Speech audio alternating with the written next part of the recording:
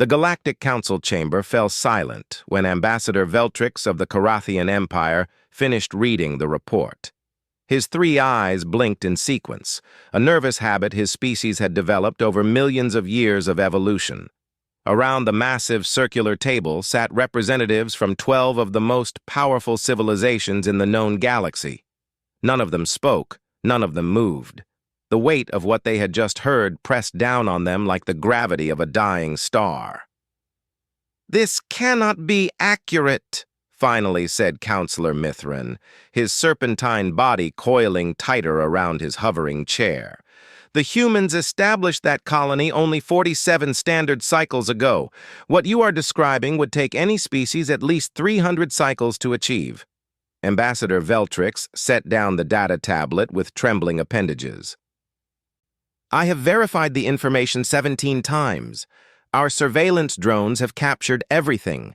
The human colony on Kepler 442b, which they have named New Eden, has grown from a small settlement of 2,000 individuals to a thriving civilization of over 800,000.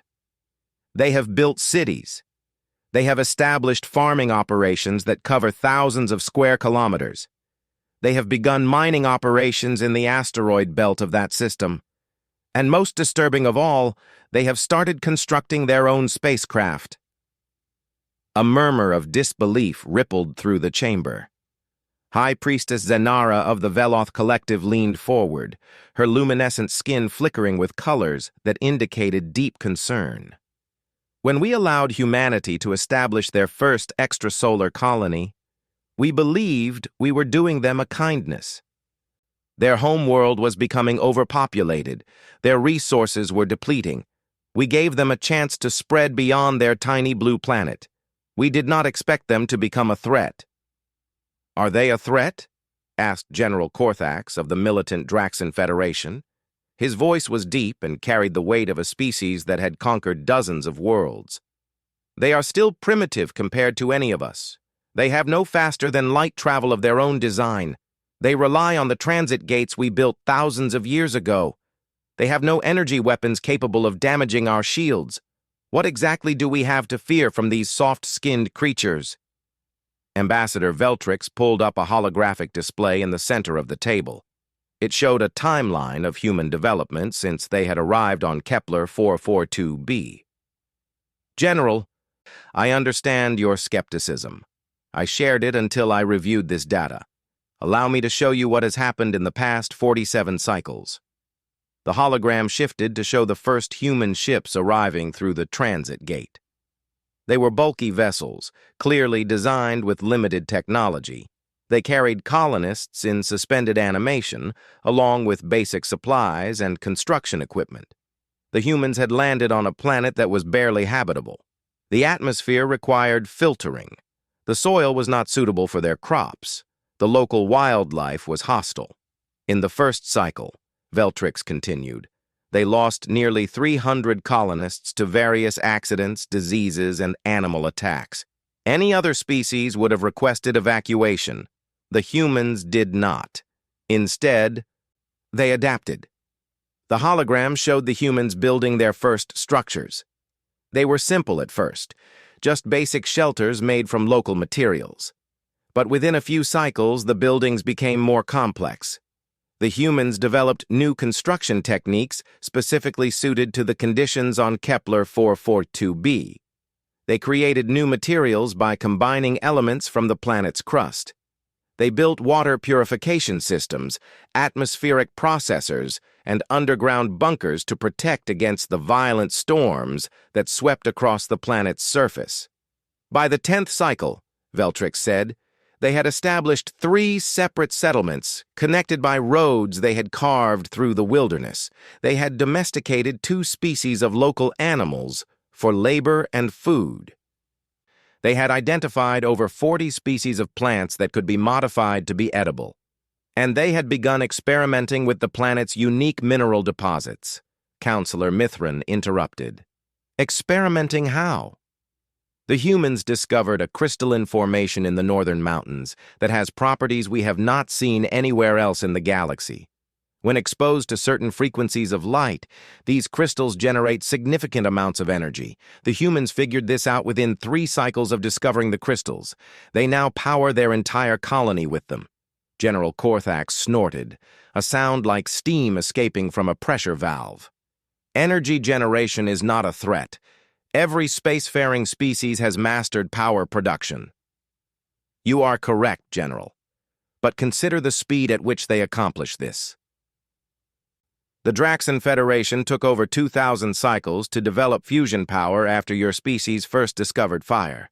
The humans went from burning wood to harnessing the power of alien crystals in less than 50 cycles.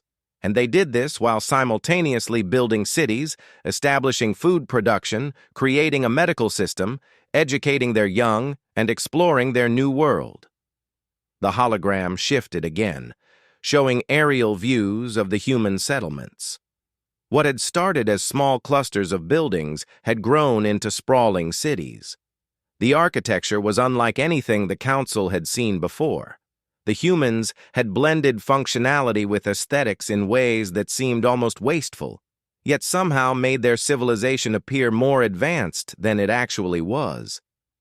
Parks and gardens dotted the urban landscapes. Public spaces allowed for gathering and recreation. Art installations decorated major intersections. They build beauty into their infrastructure, observed High Priestess Zanara. They do not simply survive, they thrive. They create culture even as they struggle against a hostile environment. Exactly, said Veltrix. And this is what concerns me most. Every species in this council developed along predictable paths. We focused first on survival, then on expansion, then on technology, and finally on culture and art. The humans do all of these things simultaneously. They refuse to sacrifice any aspect of their civilization, even when logic would dictate that they should focus their limited resources on more practical matters. A new voice entered the conversation.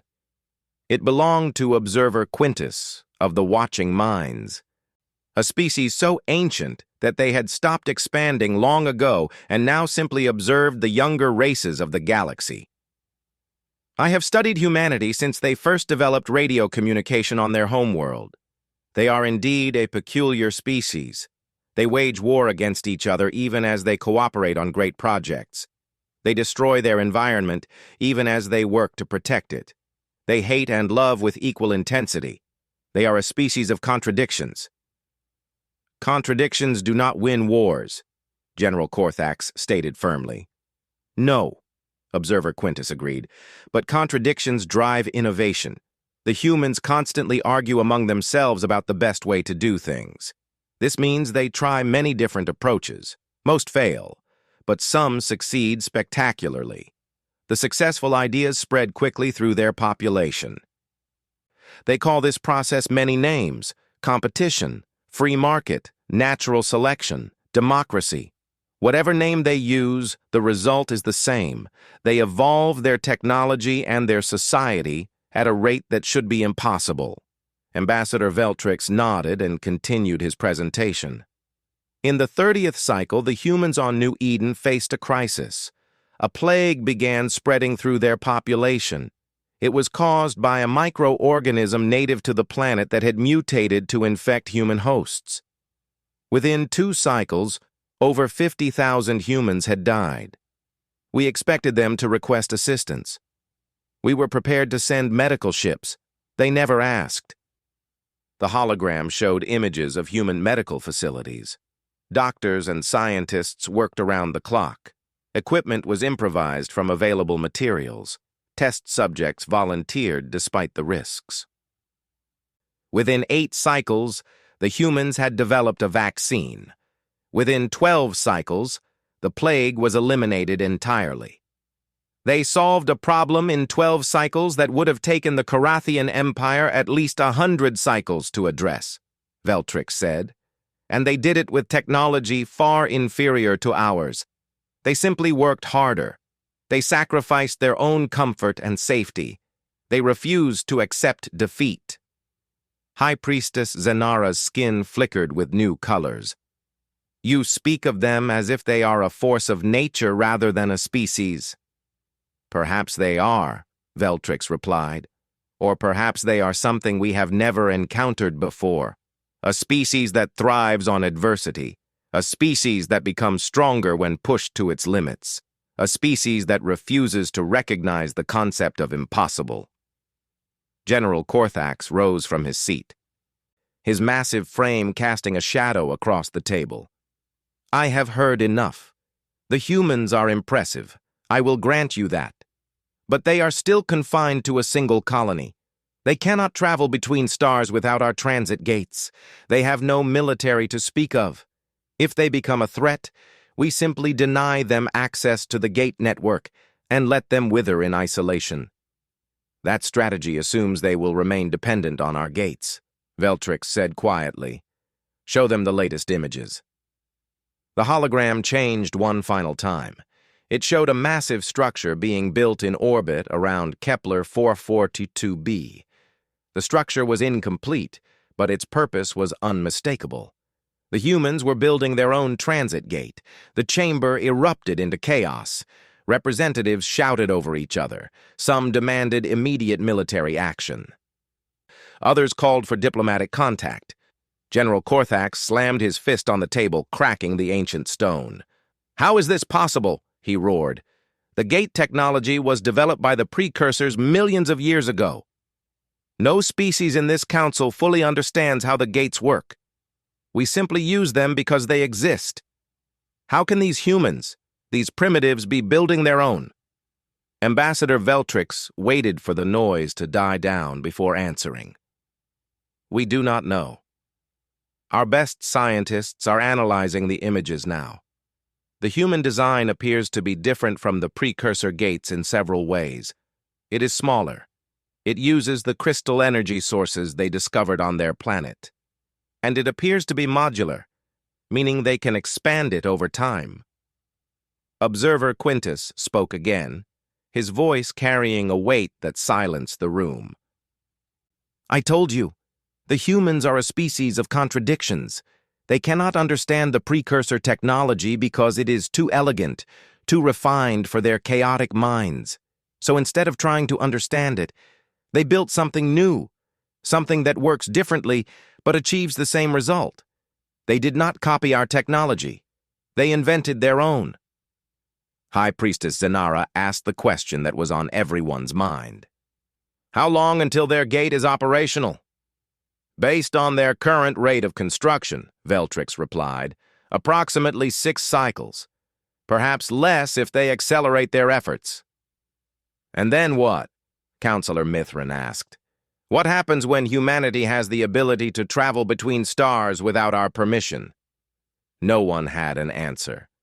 The Galactic Council sat in silence, contemplating a future they had never imagined. A future where humanity was no longer a curiosity to be observed and occasionally assisted. A future where these strange, contradictory, impossibly adaptable creatures could go wherever they wished.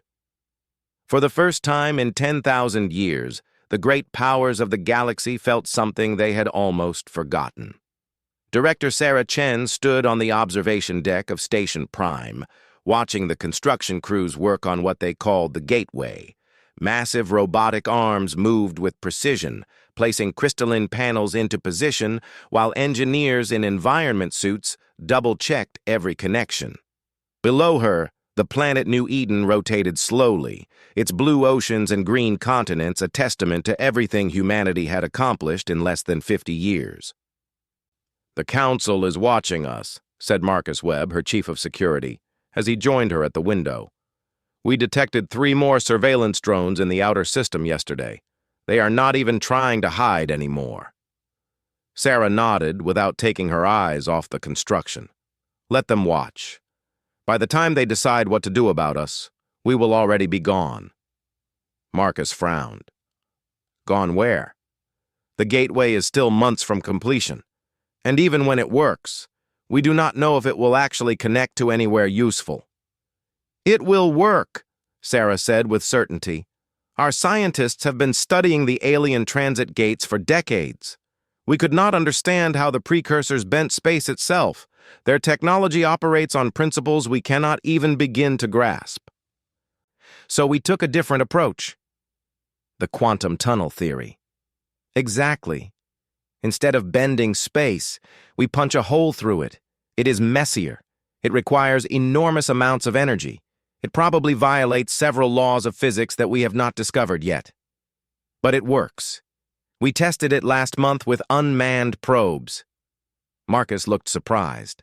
I did not hear about any test. Nobody did. We sent 3 probes through microtunnels to predetermined coordinates. 2 of them arrived intact at destinations within our own solar system. The third was sent to a star system 4 light-years away. Sarah finally turned to face him. It arrived. It sent back images. There is a habitable planet there, Marcus. No alien civilization, no transit gate, just a world waiting for us. The implications of her words took a moment to sink in. Marcus leaned against the railing, his expression shifting from confusion to amazement. We can go anywhere, not just to systems connected by the alien gates. Anywhere. Anywhere our energy reserves can take us. The crystals we mine here contain more potential energy than anything else we have ever discovered. 1 kilogram of processed crystal can power a tunnel large enough to transport a small ship across dozens of light years. We have been stockpiling crystals for the past 20 years. We have enough to send colony ships to hundreds of destinations. Does the Council know about this? Sarah smiled, but there was no warmth in it. They know we are building something. They probably think we are copying their gate technology. They cannot imagine that we would invent something entirely different. Something better. Marcus was quiet for a long moment. Why are you telling me this now? Because the Council held an emergency session 3 days ago. Our intelligence sources within the Carathian embassy intercepted fragments of their communications. They are afraid, Marcus. For the first time since we made contact with alien life, the great powers of the galaxy are genuinely afraid of humanity, and afraid beings do desperate things. You think they will attack us? I think they will try to stop us. Whether that means diplomacy, sanctions, or military action remains to be seen. But we need to be ready for anything. Sarah walked toward the door leading back into the station. Come with me. There is something else you need to see. They traveled through the corridors of Station Prime, passing scientists, engineers, and families going about their daily lives. The station had grown significantly since its initial construction. What started as a simple orbital platform had become a small city in space, home to over 50,000 people. Children ran through the halls, playing games while their parents worked. Shops and restaurants served food grown in hydroponic gardens. Schools taught the next generation everything they needed to know about their new home among the stars. Marcus noticed things he had overlooked before. The children seemed healthier than those he remembered from Earth. Taller, stronger, more alert. The adults moved with a confidence that came from facing challenges and overcoming them. There was no poverty on Station Prime. No unemployment, no crime to speak of. Everyone had a purpose. Everyone contributed. You see it now, Sarah said, noticing his observations. We are changing, Marcus. Not just our technology. We are changing as a species. The hardships of building a new civilization have made us better, faster, more cooperative. Natural selection is working on us again, but this time we are doing the selecting. They arrived at a restricted section of the station. Security personnel scanned their identification and allowed them through a series of heavy doors. Inside was a massive chamber filled with equipment that Marcus did not recognize. Scientists in white coats monitored screens and adjusted controls. At the center of the room was a platform surrounded by a ring of crystal pillars. This is Project Genesis, Sarah announced. Our backup plan in case everything else fails. What does it do? A young scientist stepped forward. Her name tag identified her as Dr. Emily Vance. Director Chen asked us to develop a way to ensure human survival no matter what happens. We started by asking a simple question. What if we could send the essence of our civilization across the galaxy instantly? Not just people or ships, but information, knowledge, everything that makes us who we are. She led them to a console and pulled up a display. Every human being on New Eden has been scanned. Their genetic code, their memories, their personality patterns, everything that defines them as individuals has been converted into quantum data and stored in our central database. This platform can transmit that data across any distance instantaneously using quantum entanglement principles. Marcus felt cold, despite the regulated temperature of the room. You have backed up humanity. In a sense, if the Council decides to destroy us, if they glass our planet and demolish our stations, humanity will survive. We have already sent receiver units to 12 remote locations across the galaxy. Hidden bases on uninhabited moons, underground facilities on worlds the Council has not discovered. Each one is equipped with cloning technology and reconstruction systems. The data we send can be used to rebuild our entire population from scratch. That is not survival, Marcus said. That is copying. Dr. Vance shook her head. The philosophical debates about identity and consciousness are above my pay grade. All I know is that if something has your memories, your personality, your dreams, and your fears, then for all practical purposes, it is you. The universe will not care about the difference. And neither will the copies. Sarah placed a hand on Marcus's shoulder. I understand your discomfort. I felt the same way when Emily first explained the project to me. But think about what this means. Humanity cannot be destroyed. Even if they burn every ship, kill every person, and reduce our worlds to rubble, we will come back. We will always come back. And we will remember what they did to us. They left the Genesis chamber and continued deeper into the station. The next facility they visited was military in nature.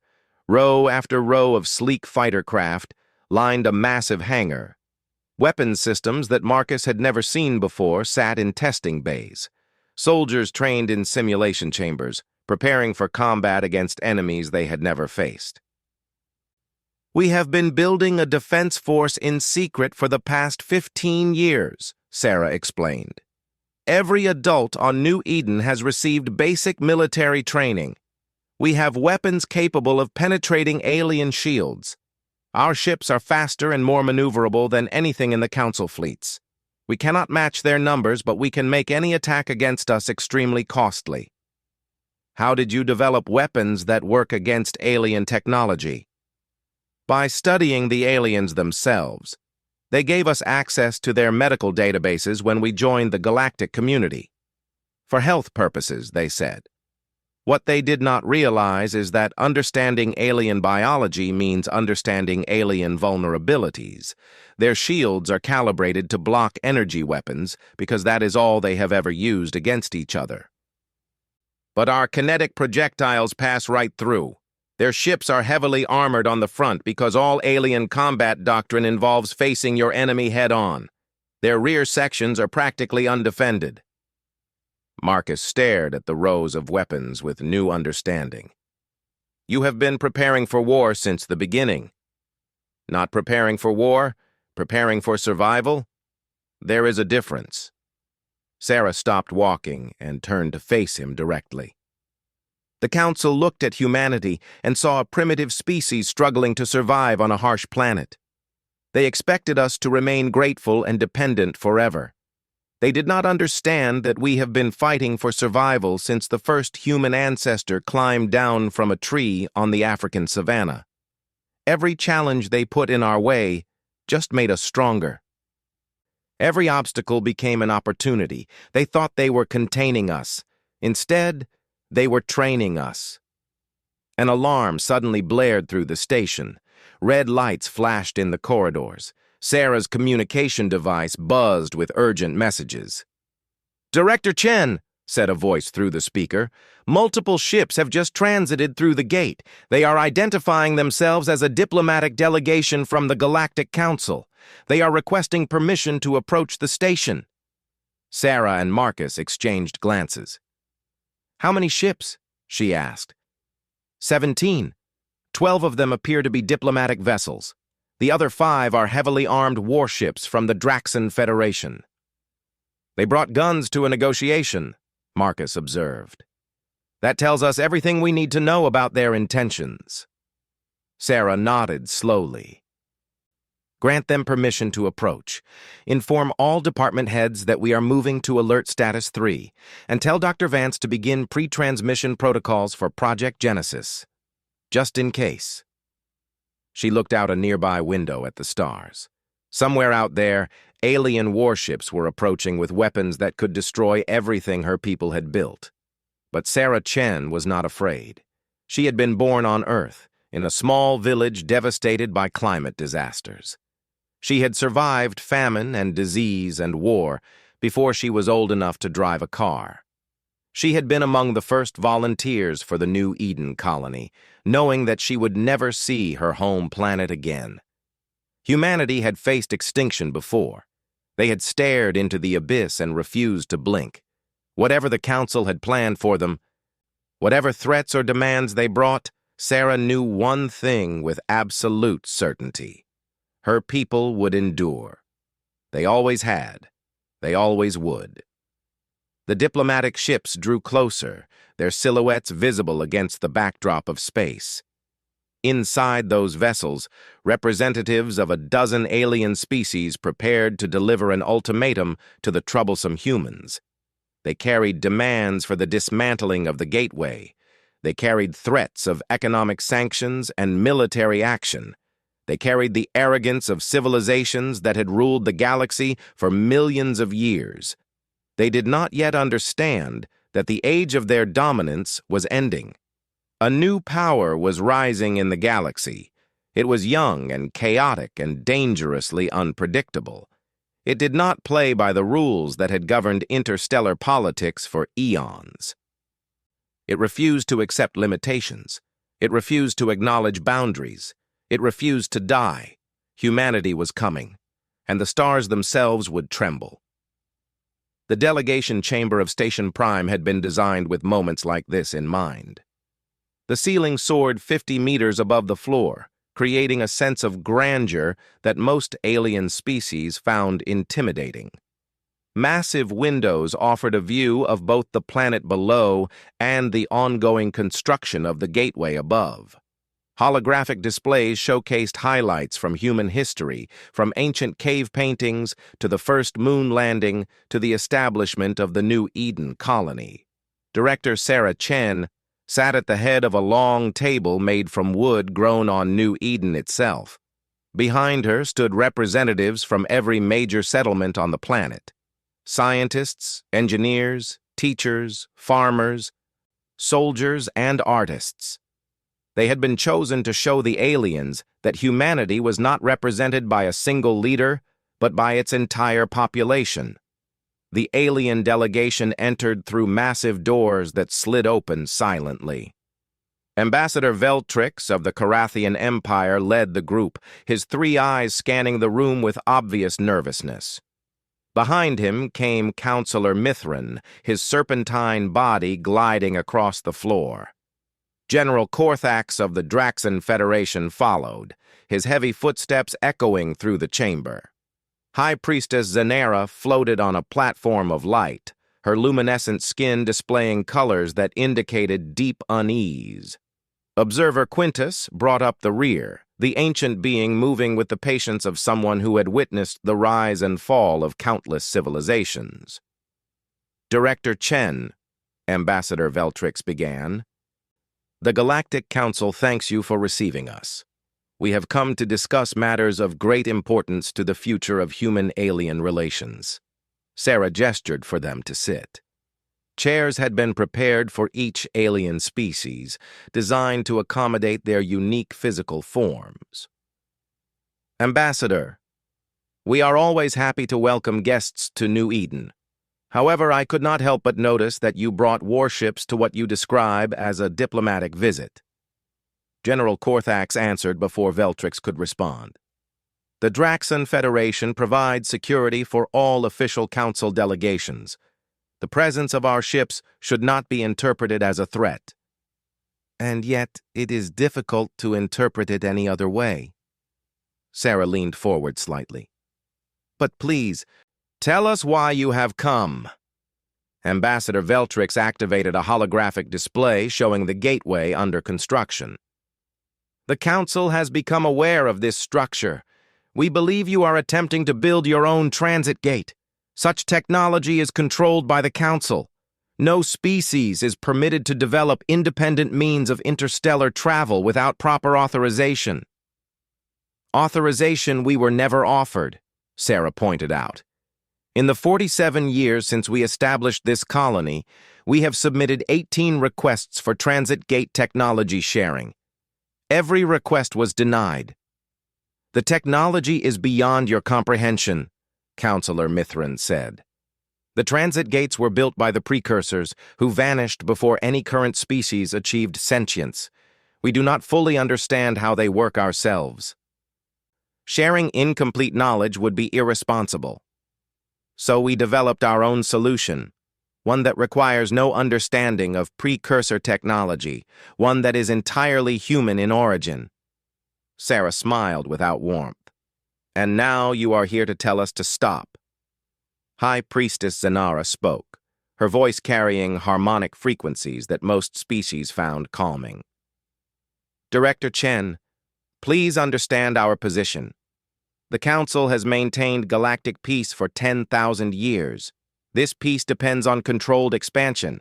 Species are given access to new systems through the gate network at a pace the Council determines. This prevents conflicts over resources. It prevents rapid population growth that could destabilize the political balance. It prevents younger species from making mistakes that could have catastrophic consequences. It also prevents younger species from ever becoming equals, Sarah replied. Your system keeps humanity dependent on Council approval for everything. We cannot travel without your gates. We cannot trade without your merchants. We cannot defend ourselves without your protection. You call it maintaining peace. I call it maintaining control. General Korthax stood, his massive frame casting a shadow over the table. Enough diplomatic language. Let me be direct. The Council demands that you cease construction on your gate immediately. You will dismantle what you have already built. You will submit all research related to this project to Council oversight. And you will accept a permanent military presence in your system to ensure compliance. The human representatives behind Sarah shifted uncomfortably, but she remained perfectly still. And if we refuse? Then the Council will be forced to take action to protect galactic stability. Your colony will be placed under quarantine. All traffic through the nearby transit gate will be suspended. Your orbital facilities will be disabled or destroyed.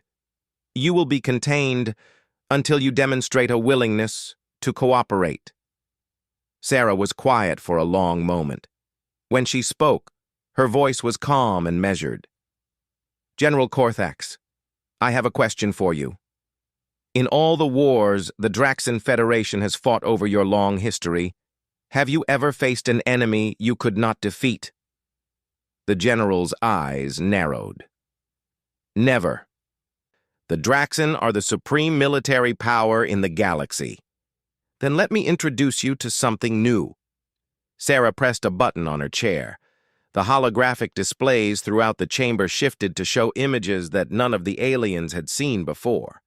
Fleets of human ships, hidden in asteroid fields and behind moons throughout the system. Weapons platforms disguised as mining equipment. Missile batteries buried beneath the surface of New Eden. Fighter craft launching from hangars that appeared to be civilian structures. And most disturbing of all, the gateway itself began to glow with energy as its systems powered up for the first time. You brought 5 warships, Sarah said. We have 300 combat-ready vessels. You assume your shields will protect you. Our weapons are designed specifically to bypass them. You believe you can blockade us with your transit gate. We do not need your gate anymore. Ambassador Veltrix rose from his seat, his three eyes wide with shock. Director Chen, this is madness. Even if you can defend your system, you cannot stand against the entire council. We represent the combined military might of 12 civilizations. You are one colony of less than 1 million beings. We were one colony, Sarah corrected him. 20 minutes ago, while you were delivering your ultimatum, our gateway completed its final calibration. 3 colony ships carrying 50,000 humans each have already departed for new systems. Systems that are not connected to your gate network. Systems you cannot reach. By the time you assemble a fleet large enough to threaten us here, we will have established settlements on 12 worlds. By the time you find those worlds, we will have spread to 100 more. Observer Quintus, who had remained silent throughout the exchange, finally spoke. You planned this from the beginning. The colony, the crystals, the gateway. Everything has been preparation for this moment. Sarah turned to face the ancient being. When humanity first encountered alien life, we were so excited. We thought we were joining a community of equals. We thought the great civilizations of the galaxy would welcome us as friends and partners. Instead, we found a system designed to keep us weak and dependent forever. You gave us just enough technology to survive, but never enough to threaten your dominance. You treated us like children who could never be trusted with the responsibilities of adulthood. She stood and walked toward the massive windows overlooking the gateway. We learned quickly that the only way to earn respect in this galaxy is to take it. So we smiled and nodded and accepted your patronizing assistance while secretly building everything we needed to break free. You never suspected because you could not imagine a species advancing so quickly. Your civilizations took millions of years to develop. You assumed we would follow the same path. You are different, Observer Quintus acknowledged. We did not understand how different until too late. General Corthax reached for the weapon at his side, but before he could draw it, red targeting dots appeared on his chest. Human security personnel had taken positions throughout the chamber without anyone noticing. Please do not do anything foolish, Sarah said without turning around. I have no desire for violence, but I will not allow you to harm my people. High Priestess Zanara's skin flickered with colors indicating confusion and fear. What do you want, Director Chen? If not war, then what? Sarah finally turned to face the delegation. I want what every species wants. Freedom, security, a future for my children and their children after them. I want humanity to stand as equals among the stars, not as subordinates begging for scraps from your table. She returned to her seat at the head of the table. Here is what is going to happen.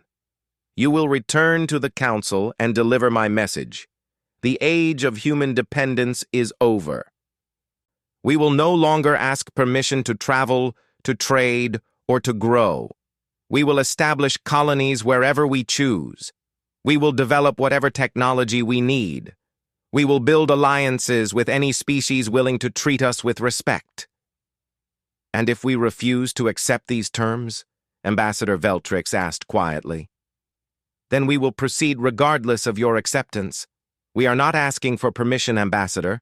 We are informing you of our intentions. The difference is important.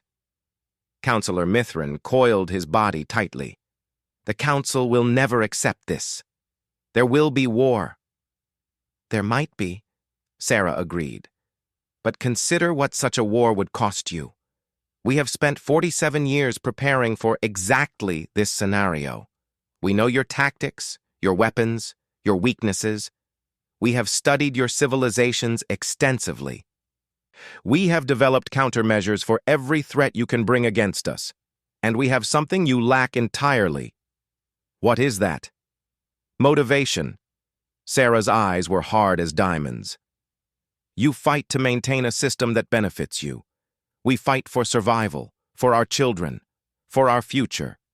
History has shown again and again that the side with more to lose fights harder, and we have everything to lose.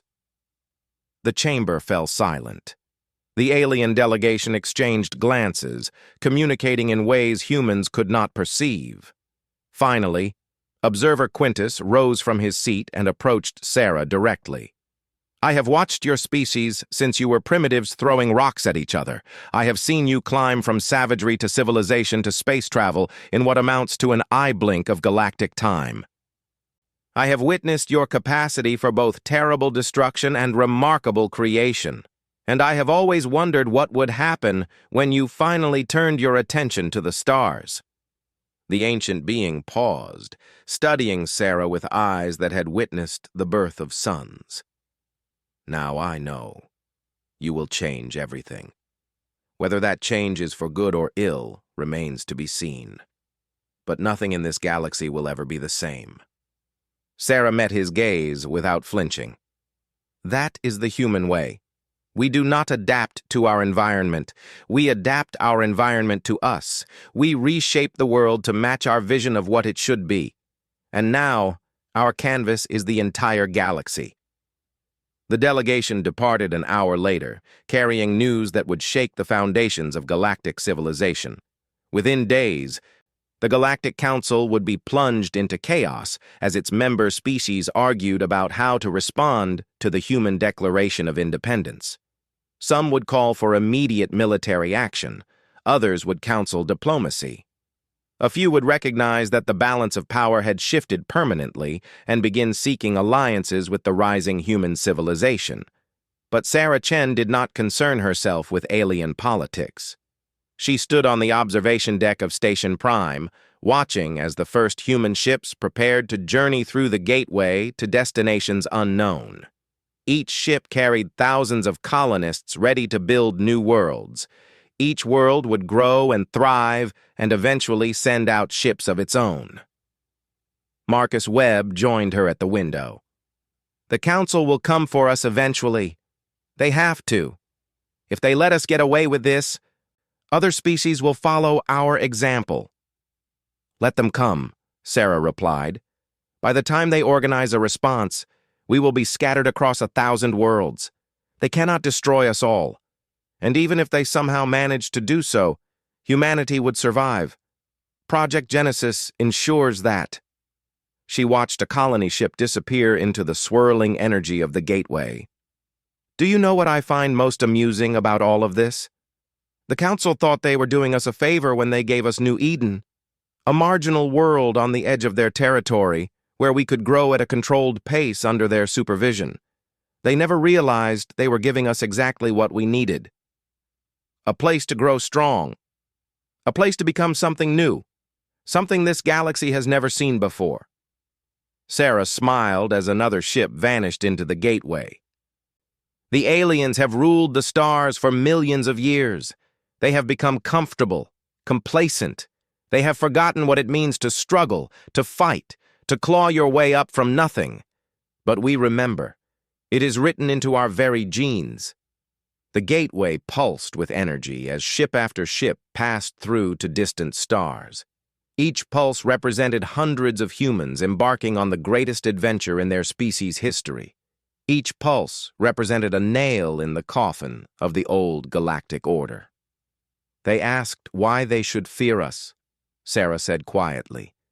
"Now they know. We are humanity. We are not limited by their rules or their expectations or their technology.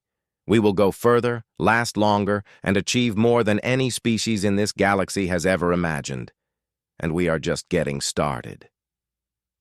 In the years and centuries that followed, humanity spread across the galaxy like a wave of fire.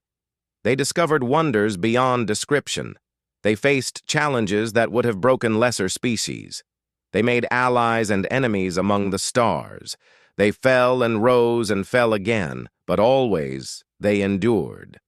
The Galactic Council eventually dissolved, unable to adapt to a universe where power was no longer concentrated in ancient hands. New alliances formed around the dynamic human civilization. Species that had been oppressed for millennia found freedom in the chaos humanity had created.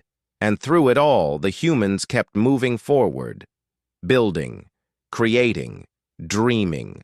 refusing to accept any limit on what they could become, because that was what humanity did. That was what humanity would always do. That was why the aliens learned to fear the rise of humanity's new colony. Not because humans were stronger or smarter or more numerous than other species, but because humans simply refused to stop. And in a universe governed by entropy and decay, that refusal was the most powerful force of all. They felt afraid.